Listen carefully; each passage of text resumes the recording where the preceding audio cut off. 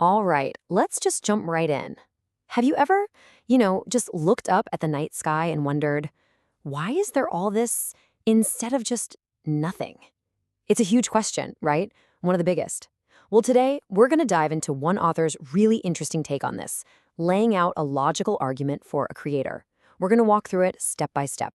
And really, that's the question that kicks everything off. According to the author we're digging into, when you boil it all down, there are basically two ways you can go with this. So the author sets this up as two totally different stories of the universe. On one hand, you have the idea that the universe is just a random event, a cosmic accident that popped into existence from absolute nothingness. On the other hand, you have the idea that it was an intentional creation, the work of a creator. And that's the central conflict we're going to unpack. Okay, so where does the author even begin to build this case? Well, they start with something they call the argument from order. And the idea is pretty simple, actually. It's about looking at the world around us for clues, for evidence that might hint at some kind of intention, instead of just pure random chance. And this quote right here, this is the heart of it. Harmony doesn't appear out of nowhere. It's the whole foundation of the argument. Things that are complex, things that are in harmony, things that have order, they don't just happen randomly. That stuff implies there's a source behind it, some kind of organizing principle at work. So let's break that down a little bit. The author points to a few specific things. Think about it. The incredible beauty you see in nature, right? Or the ridiculously delicate balance of an ecosystem. Do those things really feel random? The author argues they don't, and here's the kicker. They say that even for something to be random, it has to follow the laws of physics. And if there are laws, well, doesn't that kind of suggest there has to be a law setter? So the conclusion from this first part is pretty straightforward. When you see order, it's logical to assume there was intention behind it. Simple enough. But this whole line of thinking brings up a massive, classic question, one you've probably already thought of. And yup, that's where we go next. It's the ultimate gotcha question, right? If a creator made everything, then who or what made the creator? It's a total paradox, but the author doesn't shy away from it. They tackle it head on. And there it is. If God created everything, where did God come from? This is the question that usually just shuts the whole conversation down, right? And it makes sense. In our world, everything has a cause. But the author's take on this is really interesting. They basically say the problem isn't with the answer. It's with the question itself. Okay, so this is where things get a little mind-bending, but it's super important to the argument.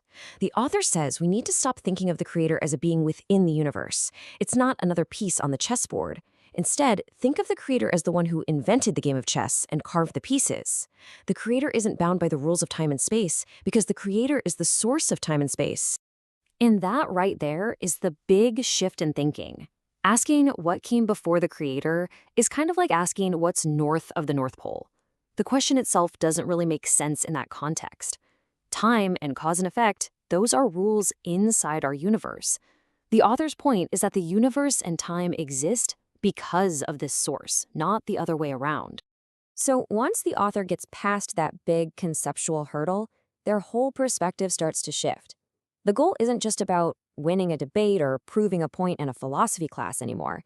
It changes into something much, much more personal. And they lay it out as a kind of journey in 3 steps. First, you have to move beyond just collecting facts and arguments, like you're studying for a test. Step 2 is when it becomes an actual active search for that source. And then, the final step. The goal isn't about winning an argument anymore. It's about learning to recognize a presence.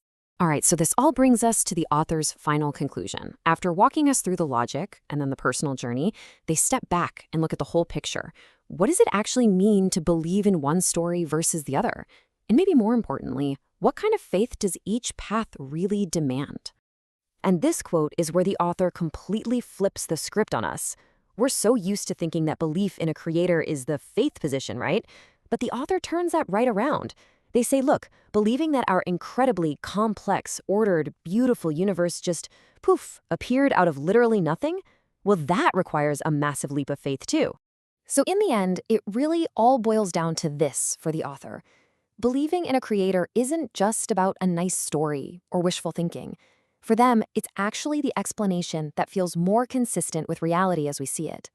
It's the idea that In their view, best accounts for all the order and beauty and structure that holds everything together. Which leaves us with this final thought to chew on. The author starts with a case based on logic and evidence, but the conclusion seems to rest on what feels most consistent. So, where's the line? Is the mystery of where everything came from ultimately a question of evidence? Or, no matter which side you land on, is it always, in the end, a question of faith?